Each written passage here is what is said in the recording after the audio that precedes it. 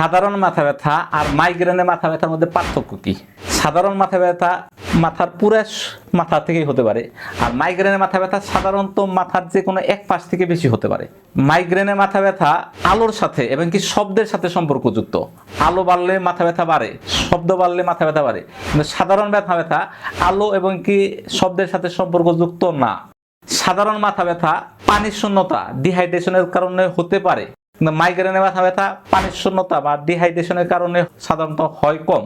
সাধারণ মাথা ব্যথা ঘুম আসলে বা এমনিতেই চলে যেতে পারে কয়েক মিনিটের পরে বা 2-1 ঘন্টা পরে। আর মাইগ্রেনের মাথা ব্যথা দীর্ঘস্থায়ী হয়, সাধারণত 7-8 ঘন্টা এবং কি 1-2-3 দিন পর্যন্ত হতে পারে।